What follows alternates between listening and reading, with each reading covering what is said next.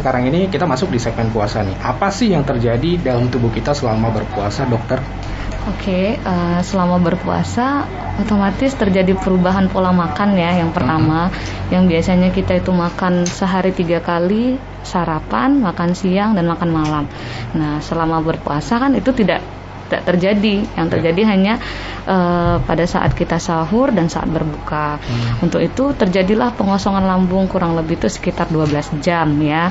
Nah, walaupun kita berpuasa kan kita tetap juga harus melakukan aktivitas seperti biasa. Iya, benar. Nah, gimana caranya agar kondisi tubuh kita tetap stabil, tetap prima, di samping dengan pekerjaan kita, rutinitas kita kerjakan itu tetap seperti biasa, seperti sebelum bulan-bulan puasa gitu kan, tetap bagus ya, dengan cara asupan nutrisi yang seimbang gitu.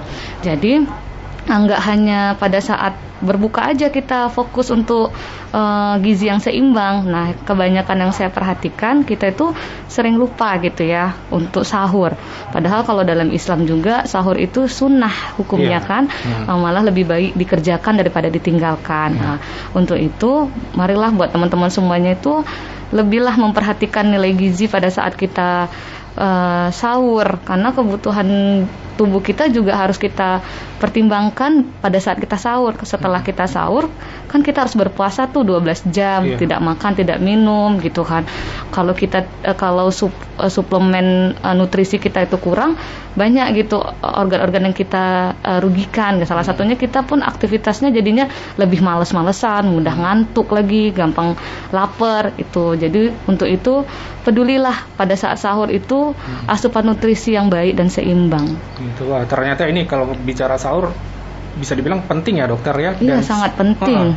Sahur itu harus menu yang bagaimana sih yang tepatnya dokter? Oke, sahur yang tepat itu adalah sahur yang memenuhi gizi yang seimbang atau menu makanan yang sehat ya. Salah satunya yang ada isi kandungannya karbohidrat, protein, terus serat, cairan, itulah kan.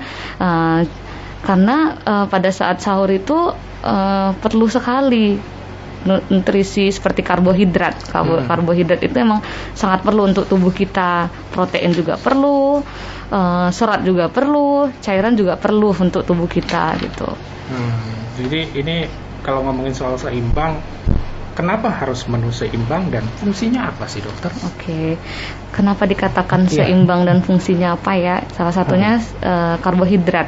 Karbohidrat itu bisa kita dapat itu dari nasi ya, atau beras merah, gandum, ubi-ubian, kacang-kacangan tuh juga bagian dari karbohidrat. Nah, fungsinya itu sebagai sumber energi gitu. Gimana kita mau aktivitasnya lancar, staminanya stabil, kalau energi kita aja nggak ada gitu, yang diberikan ke tubuh kita aja itu nggak ada gitu kan.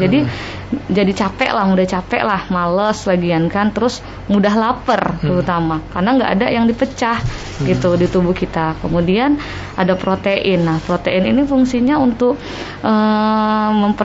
membentuk sel dan memperbaiki sel-sel yang rusak. Contohnya pada otot ya. Otot itu sebagian besar tuh isinya protein gitu. 20%-nya itu adalah protein.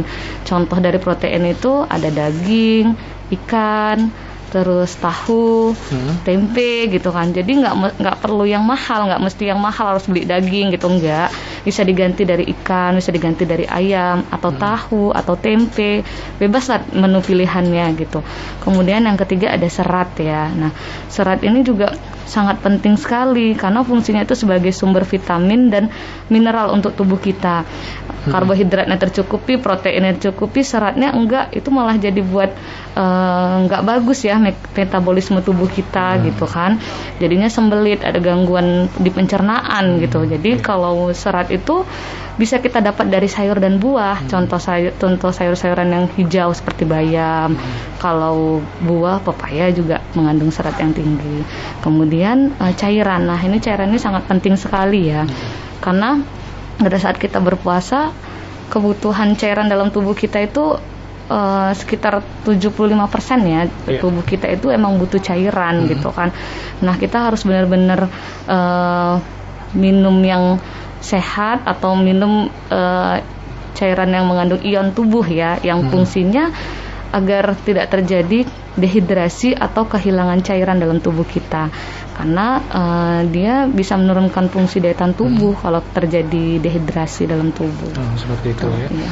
Nah ini kan berarti setiap nutrisi itu punya peran masing-masing nih dok ya, terkait dengan minuman nih. Seberapa penting sih pemilihan minuman saat sahur? Nah bukannya dengan air putih biasa atau teh ini udah cukup dok?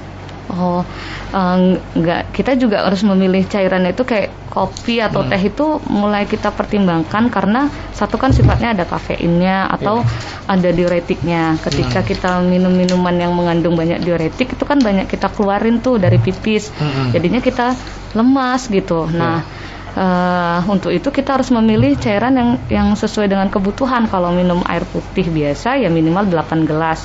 Dengan cara 2 gelas setelah berbuka, 4 gelas menjelang tidur sampai kita sahur, kemudian 2 gelas pada saat kita sahur gitu kan. Atau memilih minuman yang isotonik ya. Contohnya ya seperti yang sekarang ini sedang kita ini ya, Pocari Sweat ya. Gitu. Oke. Nah ini begitu ya dok ya. Nah sekarang ini kan lagi ada isu pandemik virus corona nih. Maka sekarang ini kan kebanyakan harus melakukan aktivitas di rumah aja, mulai dari kerja, sekolah, untuk mengurangi resiko tentunya dok ya. Selain itu juga kita harus tetap jaga daya tahan tubuh kita. Nah kira-kira nih dok, ada kaitannya nggak sih antara dehidrasi dengan daya tahan tubuh? Oke, ini pertanyaannya bagus ya, karena lagi musim pandemi ya. Jadi semua negara mengalami krisis pandemi ya, pandemi corona ya. Jadi keterkaitannya ya sangat erat sekali ya antara dehidrasi dengan daya tahan tubuh.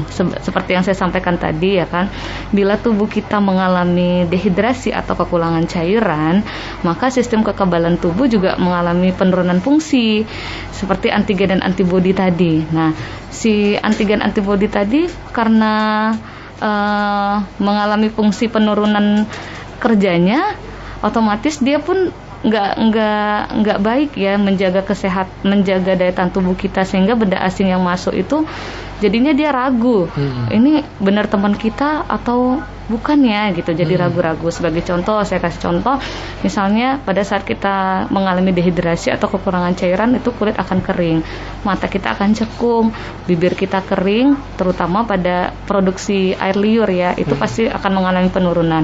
Ketika air liur kita menurun, tenggorokan itu kan rasanya sakit gitu, menelan, nyeri menelan atau sakit pada saat menelan gitu. Karena itu sebagai mediasi mudahnya bakteri, virus atau jamur itu masuk ke dalam tubuh kita. Makanya terjadilah respon demam, kitanya jadi demam, jadi nggak enak gitu kan, jadi sakit malah. Atau ada sebagian orang itu ketika daya tahan tubuhnya baik, nggak perlu obat gitu, dia hanya istirahat cukup aja atau banyak minum aja udah stabil kondisinya. Itu karena fungsi si antigen antibodi tadi memang lagi bagus ya, nggak ada mediasi tempat masuknya bakteri atau virus ataupun jamur.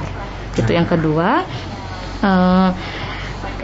Yang kedua itu ketika tubuh kita mengalami kekurangan cairan atau dehidrasi, yang perlu kita perhatikan itu adalah ada terjadinya gangguan elektrolit sih dalam tubuh. Nah, apa sih elektrolit itu ya kan? Elektrolit itu punya peranan penting, yaitu merupakan mineral yang membawa muatan listrik ke seluruh tubuh.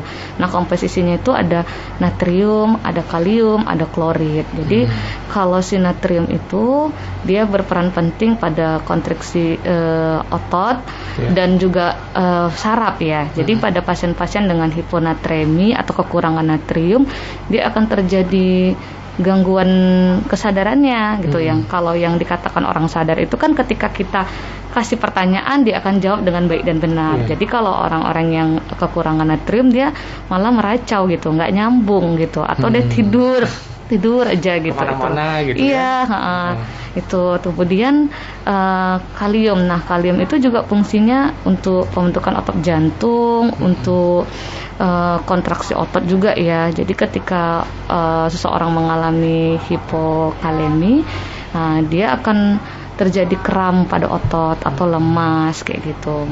Makanya perlu sekali cairan ion dalam tubuh kita itu memang selalu nafas lah ya, selalu ada dalam tubuh. Yang terakhir ada klorid. Nah, klorid ini asam basa ya pada tubuh gitu.